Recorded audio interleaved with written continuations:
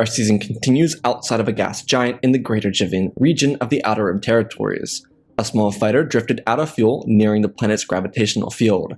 The ship had been sending out distress signals for days, trying to lure in assistance. Inside the Sith fighter was Sola Gray. She was nearly unconscious. She'd been conserving her breath, but if it wasn't for the air systems inside the fighter, she would have been dead. She was able to keep heat flowing through the ship while covering herself with her robes. The only benefit to her was that she carried a small bacta with her ever since what happened to her on Biss with Malgus.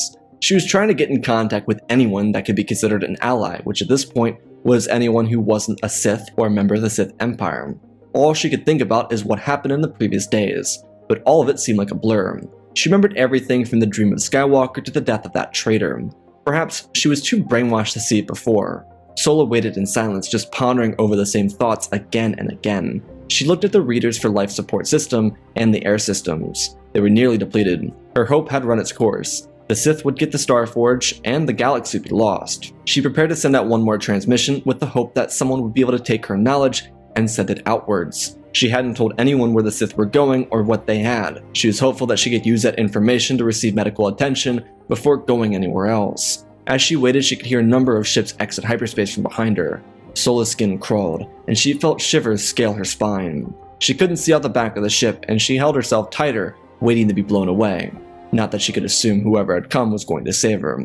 Sola's only assumption is that she was dead, regardless what happened. A voice came over the communication device. It was a proper accent, though not one of the core worlds. It was an Iridu accent, but the man spoke with such force she could feel his icy voice as if it was crawling across her neck. Her worst fears had come true, until she heard the words, "This is Captain Tarkin of the Galactic Republic Fleet. Please identify yourself." Sola jumped up, feeling the pain tearing through her shoulder as she reached for the communication device. She responded telling him that this was Sola Gray. She had information they needed, but she was in dire need of medical assistance. Tarkin was silent, and Sola could hear a voice come over the communication device. It was an elder man who was saying something about bringing her ship into theirs. Tarkin sounded disgusted when he told her to prepare for docking. Sola listened and stayed quiet as her ship was pulled into the hangar bay of the Venator-class Star Destroyer. Sola didn't realize that this was the same fleet she had seen over Sierra. There was no reason for her to believe it was anyways. Her ship slowly drifted into the hangar bay and it slammed down. Without much left in the ship, it was really just floating lifelessly. With the ship locked down in the hangar bay, a number of clone troopers came to the ship with their weapons pointed at it. The pressure in the cockpit bubbled up and steam rolled out of the seat. As it did, Sola rolled forward unintentionally. She ended up falling out of the cockpit and her lightsaber rolled away from her. Master Even Peel looked down at her and told the medic to come quickly as he pulled her lightsaber with the force into his hands. The clones ran up to her and rolled her onto a stretcher and quickly pulled her away. Even Peel told the men to search the cockpit. He would go to the medical room with the clones to make sure she wasn't capable of hurting anyone in the crew. The lights flickered as Sola faded in and out of consciousness. The flickering of lights was painful to her malnourished head, and the swelling only continued to grow until she woke up. She was so confused. There were a number of tubes attached to her, some of them just making sure she had enough nutrition and water to survive, as well as bacteria that covered the infections that grew on both of her wounds. She looked around. She, of course, was in a severe amount of pain, but she jumped when she turned over to see Even Peel looking at her. He told her to relax her mind. She was not in any danger. The look of worry on her face told the Jedi Master that she didn't even believe that. Even told her that she would not have access to her lightsaber because she was a Sith. But being that she was so intent on asking for help, he was here to listen to what she had to say. He did express that he wanted the information she had to tell. Sola Gray acknowledged this, and then she ran through the events of the previous couple days, at least all of what she could remember. She then got to the important stuff, while leaving the breadcrumbs along the way. She didn't remember everything, but recounting most of the last couple days helped her get to an answer. She told Even that everything was likely on Endor. Chances are Revan found what he was looking for, but the rebellion aboard his ship probably slowed that down for him. Sola also told him about the ring from Bakura, the triangular artifact without a name from Sarah, and also the cave painting they were supposed to investigate on Endor. Even Peel then thanked her for her services to the galaxy. Despite where her allegiances may lay now, she did something that could potentially save billions of lives, if not trillions. He then explained that once he relayed the information to the Republic High Command, he would return and then they would have another conversation. For now, she was to remain here. Sola asked him to stop, and he turned, telling her that the information he had to tell to the Republic was urgent. She acknowledged that, but she had just one more question. He nodded his head, and she asked if she was safe.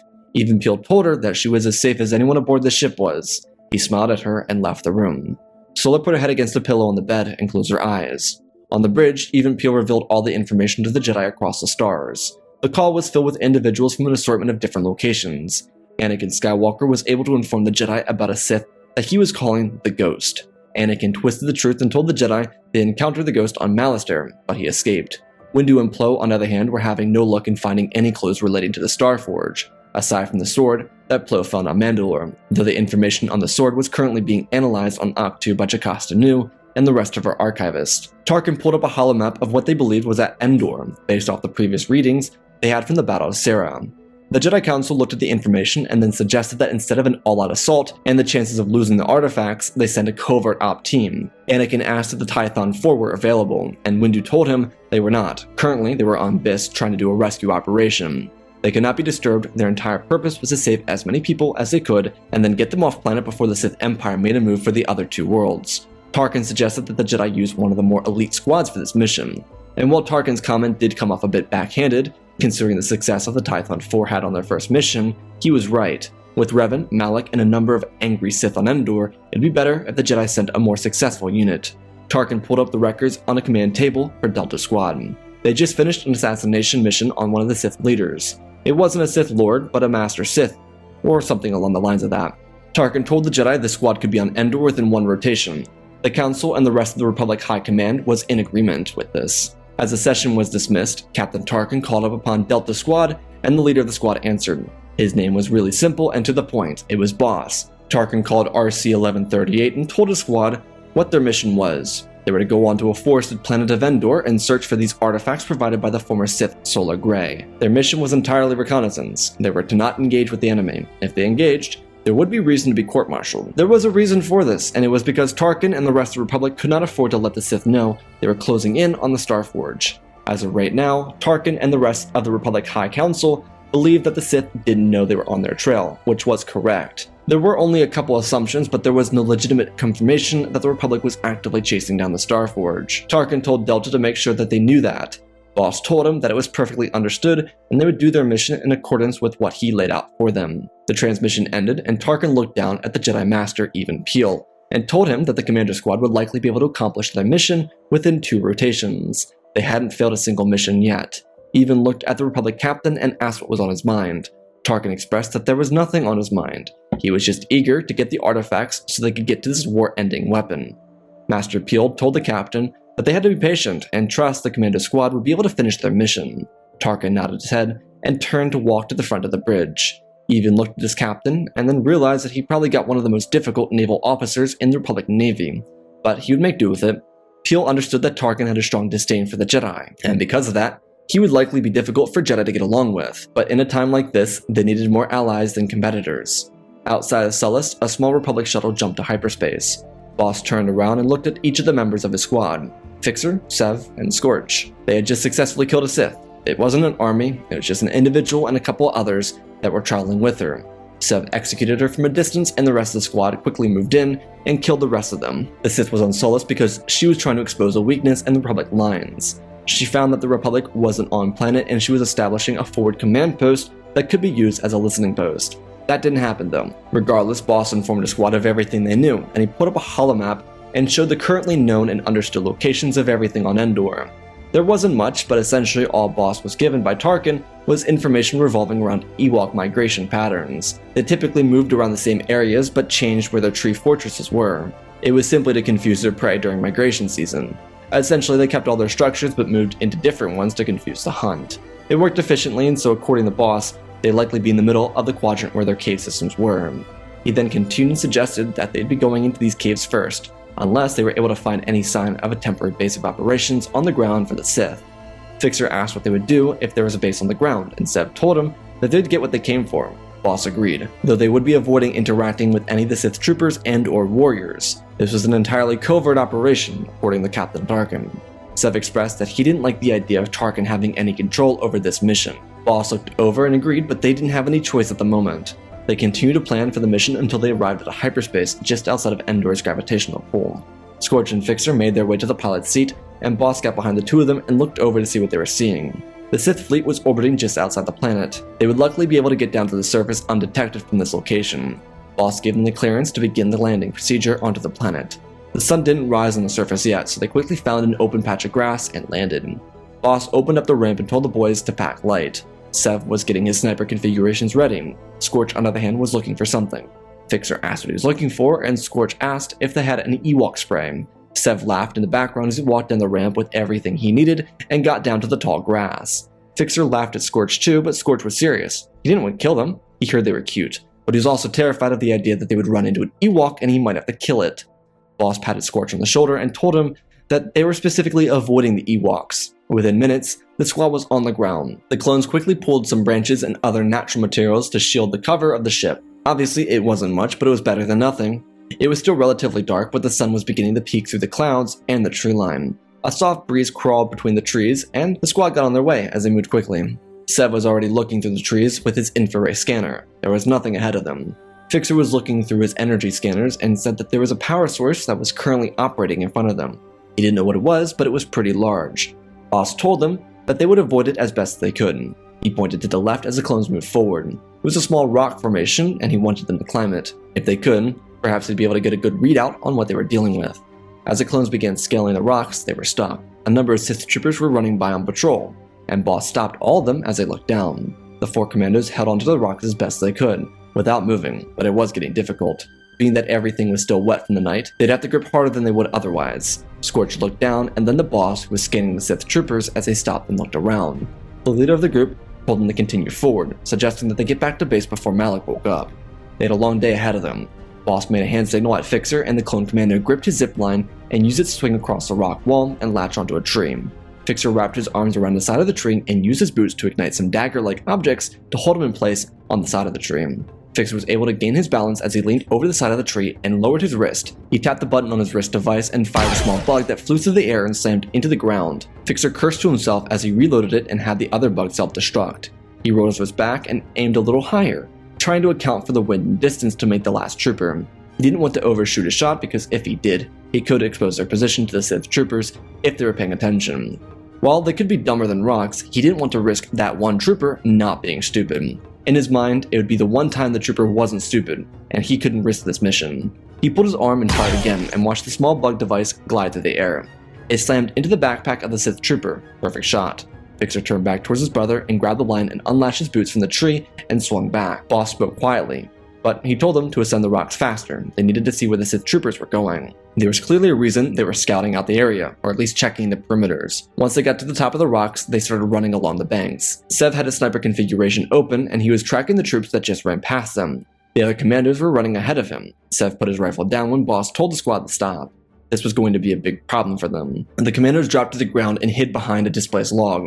Most of the tree line was up in flames. The Sith had obviously bombed the area. Scorch, Fixer, Sev, and Boss looked down at the wreckage of the mass. There were raging fires and the Sith troopers were running around. Their gates were already set up, but it was clear that there was a temporary setup. It was just a base to hide themselves in the night. The clones could also see dead Sith troopers and a number of dead Ewoks. The commanders looked to each other and then thought of what their next move would be. Sev used his configuration as he looked down and saw a cave. He suggested that perhaps the Sith were already in the caves. They might have to reduce their fighting style to hand-to-hand combat. If they did, then perhaps they'd be able to make it appear that the Ewoks were in the caves with the troopers. Boss agreed and then suggested they set up their other weapons to stun and silence them. The entire operation was meant to be quiet. It just meant that if they stunned anyone, they'd have to kill them in their sleep. The clones got up and moved forward. They kept themselves in a crouched position as they quietly moved across the tree line and above the Sith base. The rock formation gave the perfect cover, and Delta took advantage of it. They slid down at the edge of the rock formation and got a much better view of the Sith base layout. There were a couple massive tents, or barrack-like setups, in front. There were a couple other guard stations in the middle, and at the back there was a command tent. It was rudimentary, but Sev with his configuration could see through a small peek in the tent.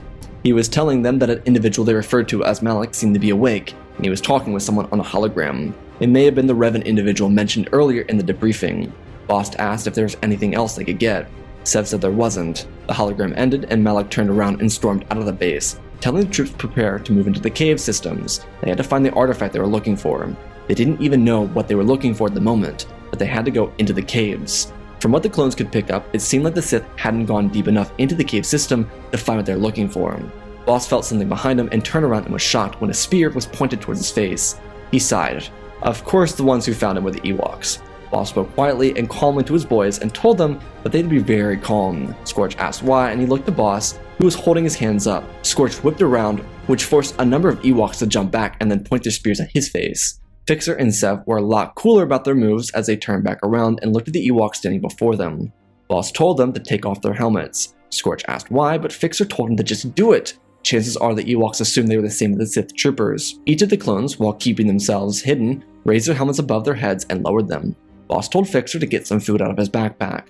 Fixer couldn't get his backpack because it was behind him, but luckily, Sev was just a little further back. He asked his brother to retrieve some rations for them. Boss said he didn't think it would work, but perhaps an offering would make the little furry monsters see them as equals or just allies. The Ewoks were very jumpy at the clones, but at least the clones removed their helmets. The Ewoks were sniffing the air. They could read the facial expressions. One of the Ewoks got a little testy and walked towards the clones, specifically Boss. He smiled at the Ewok but told Sev to get the food quickly, as if it was pulled from the backpack. Sev scooted forward a little, which got the Ewok's attention, as they turned over to see what he had in his hands. Sev smiled as he put his hands out in front of him. He told the little buggers to come and grab their feast. One of the Ewoks walked up to him, grabbed the food and jumped back, afraid he might strike. Sev rolled his eyes, but Scorch exclaimed at how adorable they were.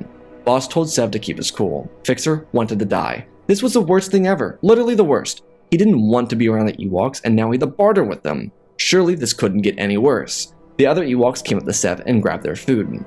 The clones watched the Ewoks gnaw on the food and then eat it within seconds. They of course had to make sure it was safe to eat. The one Ewok, on the other hand, walked up to Boss and put his hand on his face. He tried to keep his mouth shut, but the Ewok clearly was trying to become a biologist. Scorch thought it was a funny joke. Boss didn't. When the Ewok was done, it wobbled away and waved at the clones, as if to say, "Come hither." Boss told the clones to get up and follow them, quietly. Sev turned back and looked down. He could see the Sith troopers moving out and down for the caves. He reminded Fixer about the bug, and the clone nodded his head, as they slowly got up and followed the Ewoks. Within minutes, they went a completely different location in the forest. It was really bizarre, but the Ewoks were joyous as ever. Fixer was doing two things at once. He was using everything the Sith troopers were saying and depositing it into a communication relay so he could learn of everything the Sith were saying. This, of course, was also being transmitted back to the ship, and then back to the fleet over Bespin. The only reason this was happening is because the Sith were arrogant enough to believe the clones wouldn't sneak past their defenses. On the other hand, Fixer was using all the dialect the Ewoks were saying and trying to translate it. There were some protocol droids in the galaxy that had open databases, and the cloners on Kamino outfitted clone commanders with translated devices in case they needed to use them. It searched that database for everything, including what would be considered rather primitive by galactic standards. It was hard to translate, but Fixer was able to use the translations and basically throw out the computer's response of what he wanted to say or whatever Boss wanted to say, though the Ewoks seemed adamant on bringing the clones back to their little home.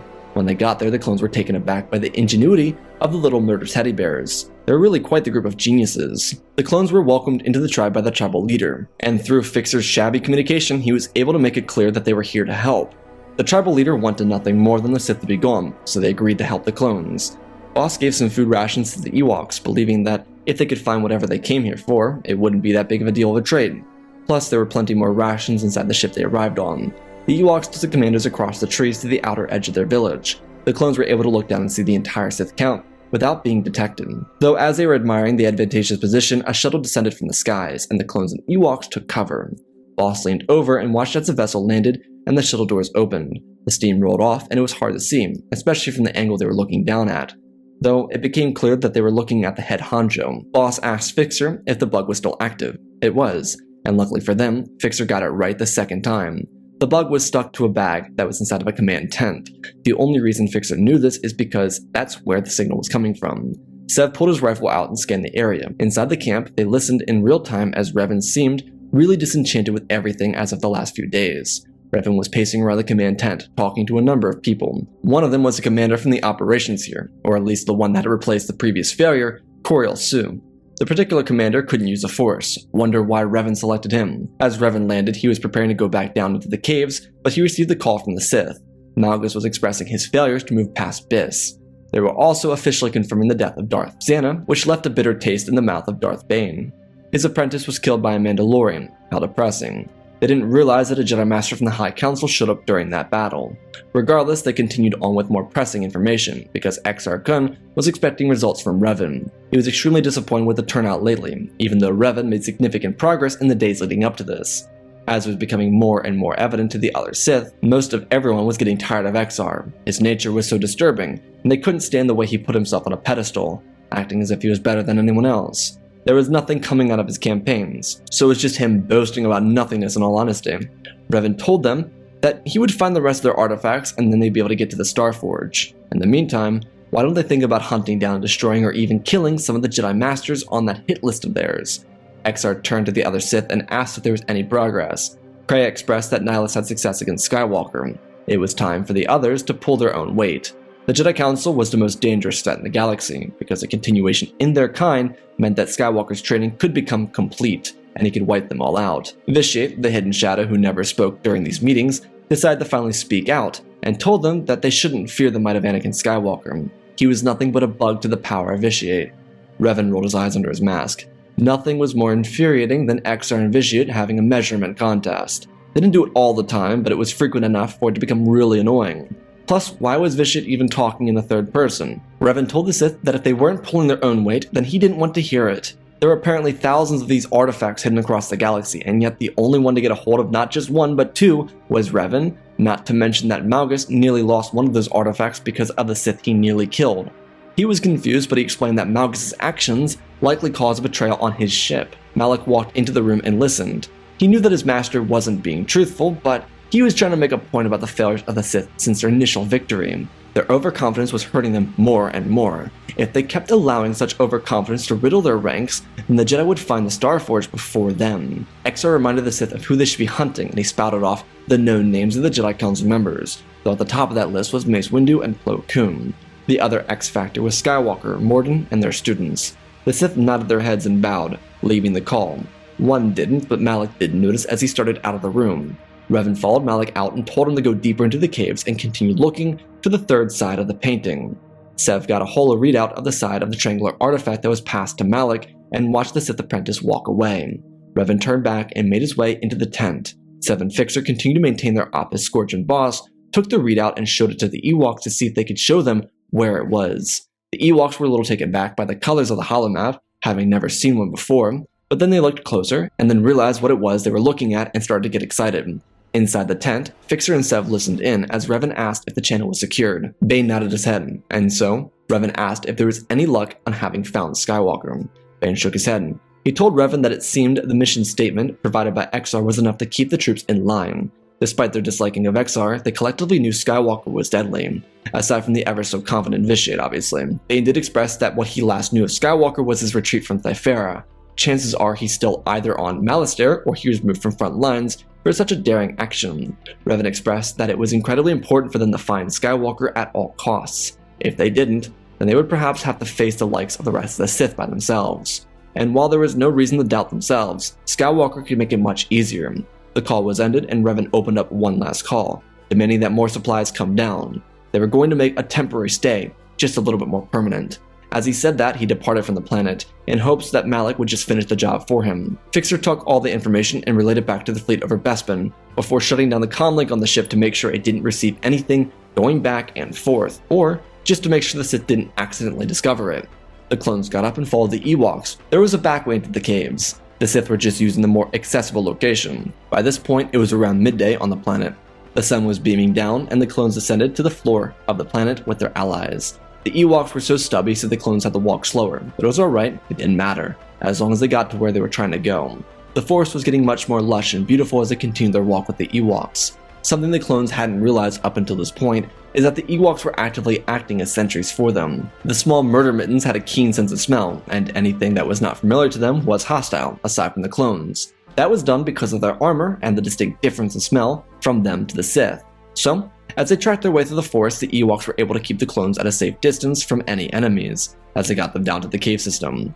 The sound of the troopers could be heard moving around, and the clone commanders really didn't want to do it, but the time came. The commandos put their night vision on, as it was pitch black in the caves. The Sith troopers really tried their best, and that had to count for something, but logistically, it didn't. Delta moved in silence, and the Ewoks did too. As Delta traveled through the cave systems, they found a number of troops separated from the pack.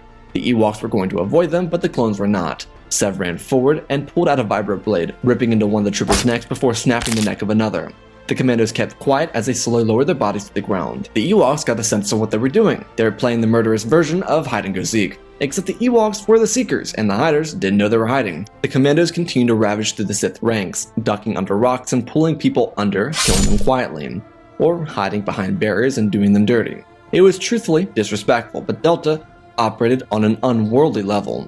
They didn't have time to mess around. There was one mission, and it was to get the artifact. The clones continued to maneuver through the caves for hours, taking periodic breaks but making sure the dead bodies weren't found. They kept their rations and they followed their little allies to the caves. Near the time of evening, the next layer of the Sith base had been set up on the top side, and the clone commandos got to the cave painting they were looking for. There were dozens of dead Sith troopers scoured throughout the entire cave system. Delta began to analyze the cave painting, but the Ewoks quickly went up to it and pointed at it. What were they supposed to see? It's not like the Ewoks knew what the Starforge was. Fixer traced his finger across the top of the painting, and he thought he understood what was happening, but in reality he had no clue. The Ewok kept pointing at something. It was hanging from the ceiling. It wasn't attached to the cave painting. Fixer leapt up and pulled it down. The Ewok jumped with joy, and as it did, a lightsaber ignited and cut through the small Ewok. Malak lunged forward and the Delta members fell back, avoiding a strike made by the Sith Lord. The Sith knew how these clones worked. He would draw them out and execute them on his own terms. He used the Force to sedate the clone holding the bone that he pulled from the ceiling.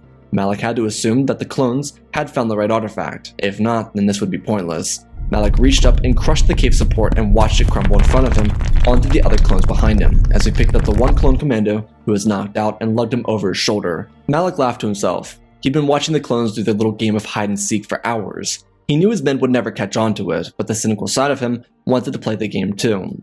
If they didn't play his game, then they'd leave with a failed infiltration and a dead brother, something the Republic surely wouldn't be fond of. And that, my friends, is our story. Again, special thanks to Galvin Gaming, Tristan, Mandalore, Sir William, 1767, Darth Revan, Granddaddy Bane, The Last Jedi, Apollo, Weewoo 670, Annika Stank Runner, CT 7567, Oz of Oz, Darth Nox, Eternal Padawan, Joshua Tem, Jedi Naguin, Saints of Skeleton, Jedi Sloth, Mr. Yi Gamer, Lord Callie, Mad Night Studios, Anakin 003, Lord Draken, Fortress Legacy Star Wars, Airbus, Rex the Wolf, The Man with Three First Names, Dark C46, Baron Joshua, and Lord Deadwing for supporting the channel. Smash that like button if you want to support me in other ways. Go check out the Patreon, early access to the Sith Clone Wars and animations on there. Otherwise, I hope you all enjoyed this episode. I'll see you guys next week. I love you all, spread the love, and always remember, my friends, may the Force be with you.